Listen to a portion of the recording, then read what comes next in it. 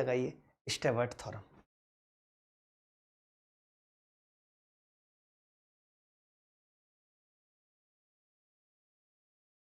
क्या है Stewart theorem? सबसे पहले मैं ये बता देता हूं, पहले थ्योरम क्या है, फिर उसका प्रूफ क्या होगा, और फिर उस पर सवाल कैसे कैसे आते हैं, क्वेश्चंस कैसे आते हैं, पेपर में कैसे क्वेश्चंस आए, ये मैं आपको बताता हूं। तो चलिए शुरू करते हैं। ठीक है, आगे बढ़ते हैं। तो मैंने बताया कि स्टेवर्ट थ्योरम है क्या, कि जैसे एक ट्राइंगल है, एबीसी एक ट्राइंगल है, और ये एक लाइन हमने कहीं से खींच दी डी, ए के सामने की भुजा ए, बी के सामने की भुजा बी, सी के सामने की भुजा सी, और ये इसको एन एम में काट रही है। ठीक है, और मान लेते हैं कि ये डी है, ये दूरी डी है। अब मुझे डी निकालनी है, तो डी कैसे निकलती है आप बहुत ध्यान से समझना। ए इंटू डी स्क्वायर बराबर होता है किसके बराबर होता है, C into M square plus B into N square minus A M N. मैं इसका प्रूफ भी बताऊंगा क्योंकि याद रखना जरूरी है। और मैं एक बात और बताऊंगा कि आपके पेपर में जितने भी सवाल आए हैं वो डायरेक्ट कभी इस थ्योरम पे नहीं आए, कभी कोई एंगल आसान दे दिया है, कभी कोई भुजा बराबर दे दी है, या फिर मैक्सिमम बार जो सवाल आया है वो एंगल बाइसेक्टर पे आया है। और जो एंगल बाइसेक्टर का हम एक फॉर्मूला पढ़ते आ रहे हैं वो इसी थ्योरम से निकला है। कैसे, पहले इस थ्योरम का प्रूफ जान लेते हैं, फिर उसका जानेंगे, 2 सवाल करेंगे, खत्म कर देंगे फटाफट से। जल्दी जल्दी करते हैं, वक्त नहीं लगाते। मैंने कहा कि अगर मैं यहाँ पे ये थीटा मान लूँ तो ये एंगल होगा 180 माइनस थीटा।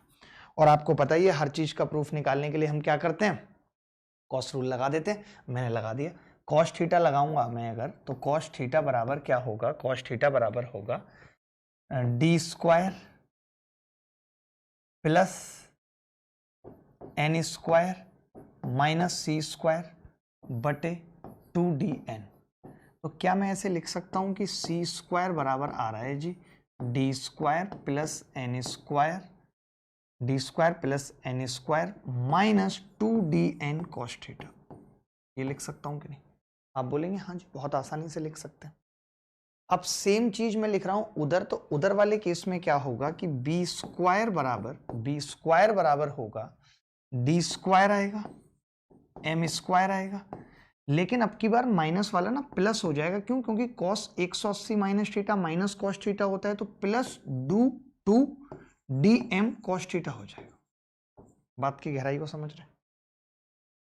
बोलो भाई क्या हो जाएगा, प्लस 2dm कॉस थीटा, क्योंकि कॉस 180 माइनस थीटा होगा। अब मैं चाहता हूं कि ये कॉस थीटा कट जाए, ये दोनों कट जाए, तो आपने कहा d तो कॉमन है, 2 भी कॉमन है, कॉस थीटा इसमें n है इसमें m, तो इसको तो हम m से गुणा करते हैं, m और m और m, इसको n से गुणा करते हैं, n और n, और अब इन दोनों को जोड़ देते हैं। तो आपने जब इन दोनों को जोड़ा तो ये पूरे के पूरे कट जाएंगे, बचेगा कितना, C square M C square plus N B square बराबर, मैंने कॉमन ले लिया, इसमें से क्या क्या कॉमन आ जाएगा, तो आप कहेंगे जी डी स्क्वायर कॉमन आ जाएगा, एम प्लस एन, और यहाँ से एम एन कॉमन आ जाएगा, m प्लस एन। तो क्या मैं पूरा m प्लस एन कॉमन ले सकता हूँ? बिल्कुल ले सकता हूँ। अंदर कितना बचेगा, m प्लस एन कॉमन लेने के बाद d square plus m n, यही बचेगा, d square plus m n, m plus n common लेने के बाद। मैंने कुछ गलत तो नहीं किया? अच्छा, आप में से कोई मुझे बता सकता है m प्लस एन कितना है? तो आप कहेंगे a, तो ये आ गया जी a और d square plus m n. देखो प्रूफ से ये भी पता चल गया कि मैं भी गलत लिख रहा था, थ्योरम कुछ अलग है, मैं लिख कुछ अलग रहा था। तो थ्योरम क्या है, a d square minus A M n, बिल्कुल सही लिखा है, और एम सी स्क्वायर होगा, यानी यहाँ पे करेक्शन कर लेंगे हम, क्या होगा, C square into M plus B square into N minus A M N. इतनी सी बात। ये क्या है, स्टेवर्ट थ्योरम है, ये स्टेवर्ट थ्योरम का प्रूफ है।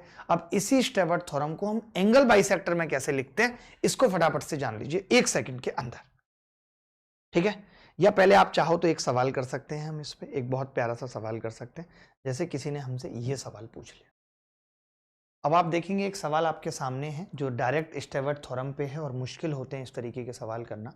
अभी हमने क्या बताया कि हमने मान लिया ये AD का स्क्वायर है, तो AD स्क्वायर यानी कि 14 और 7 21, कैसे लगाएंगे इसको, 21 और AD का स्क्वायर बराबर होगा 13 का स्क्वायर इंटू 7 प्लस 20 का स्क्वायर इंटू 14 माइनस AMN, ए कौन सी है 14 और 7 21 गुणा 14 गुणा 7, यही हमने बताया। 7 से पूरा कट जाएगा, देखो 7 से हमने काटा तो 7 दिया 21, 7 कट गया, 2 बार कट गया, 7 ये कट गया, कितना आ गया 3AD स्क्वायर बराबर आ गया 169 प्लस 800 माइनस 21 14 294, यानी मैं ये कह सकता हूँ ये कितना आ जाएगा जी, 800 में से 294 गए, 506 और 169 675, 675 को 3 से काटेंगे 225 बार कटेगा, AD कितना आ जाएगा 15 इज द करेक्ट आंसर। तो ऐसे ऐसे सवाल जब पेपर में पूछे जाते हैं, ये स्टेवर्ट थ्योरम आप देखना कितने ऐसे सवाल होंगे, आप इक्विलैटरल ट्रायंगल में देखेंगे कि ये लग रहा है, आइसोसेलेस ट्रायंगल में देखेंगे आप ये लग रहा है, बट कौन से सवाल हमारे पेपर में सबसे ज़्यादा आ रहे हैं उस चीज़ को आप बहुत अच्छे से समझ लो। तो मैं सेकंड पॉइंट बता रहा हूँ इसका, सेकंड यूज बता रहा हूँ, लाइक कि ये AB है, ये भुजा A, ये भुजा B, ये भुजा C और ये एंगल बाइसेक्टर है बेटा। अब जो मैंने ये MN लिखा है ये एंगल बाइसेक्टर है, मान लेते हैं D। तो आप कहोगे कि एंगल बाइसेक्टर थ्योरम में तो हमने मास्टर साहब ये पढ़ रखा है कि C/B आमने सामने की भुजाओं का अनुपात M/N के बराबर होगा। बोलो होगा या नहीं होगा? अभी हमने क्या पढ़ी थी थ्योरम, हमने पढ़ी थी कि भैया AD स्क्वायर बराबर C²N plus B²M minus AMN, ये हमने पढ़ी या नहीं पढ़ी, बताओ पढ़ी या नहीं। अब आप क्या कह रहे हो कि भाई मैं ये कह रहा हूं यहां पे कि CN बराबर MB कह रहा हूं, बोलो कह रहा हूं, तो लिख लेते हैं इसको, CN बराबर MB कह रहे हो आप, तो AD स्क्वायर बराबर CN की जगह MB रख दूंगा तो ये कितना हो जाएगा MBN प्लस BM की जगह ये रख दूंगा तो कितना हो जाएगा CNB माइनस AMN। आपने कहा कि जी मैं यहां से कॉमन ले लेता हूं, MN कॉमन ले लेता हूं, CMN आएगा, सॉरी BM की जगह रखा है ना मैंने, BM की जगह कितना रखा है CN, तो B गलत लिखा, CN की जगह कितना रख रहे हैं MB रख दिया और N आ गया। अब BM की जगह यहां पे भी हमने कुछ गड़बड़ की नहीं, CN MB दोबारा लिख रहा हूं, CN की जगह MB लिखूंगा तो MB इंटू C बचेगा प्लस BM की जगह ये लिखूंगा तो CNB बचेगा माइनस AMN। आपने कहा कि जी कॉमन आ गया BC यहाँ से, ब्रैकेट में M प्लस N बच गया माइनस AMN। आप कहेंगे कि M प्लस N तो खुद A हो रहा है तो ABC माइनस AMN, A से A कॉमन लेके कट जाएगा, D स्क्वायर बराबर कितना आ जाएगा BC माइनस MN।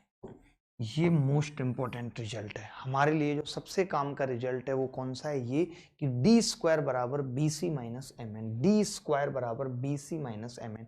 आप इसे डायरेक्ट याद रख सकते हो, ये स्टेवर्ट थ्योरम का ही एक नतीजा है। ये क्या है, स्टेवर्ट थ्योरम का ही एक नतीजा है। मैं इस पे एक सवाल करा देता हूं फटाफट से और इसको खत्म करते हैं। आपने देखा ये सवाल पेपर में दिया हुआ है कि AD का एक कोण समद्विभाजक है, AB बराबर 6 है, AC बराबर 9 है, BC बराबर 10 है। अब BC अगर 10 है तो मैं 10 को डिवाइड कर सकता हूं 2 और 3 के अनुपात में, वो 4 6 हो गई। क्या हो गई 4 6, क्योंकि एंगल बाइसेक्टर है ना, और एंगल बाइसेक्टर सामने वाली भुजा को 6 और 9 के अनुपात में बांटेगा। अब मेरे से सिर्फ इन्होंने AD पूछा है तो मैं AD डायरेक्ट कह सकता हूं कि नहीं, AD स्क्वायर क्या आ जाएगा 6 नीम 54 माइनस 4 चौक 24, तो AD कितना आ गया √30, B is the correct answer. तो ऐसे सवाल पेपर में पूछे जाते हैं, ऐसी छोटी छोटी चीजें लेकर हम आगे भी मिलते रहेंगे, आपसे बात होती रहेगी, आपको नई नई चीजें बताता रहूंगा। स्टेवर्ट थ्योरम को आज अपने दिमाग में बिठा लें, रट लें एकदम, ठीक है। तो चलिए फिर मुलाकात होगी, तब तक के लिए बाय बाय, टेक केयर, धन्यवाद, thank you very much, bye, take care, love you all.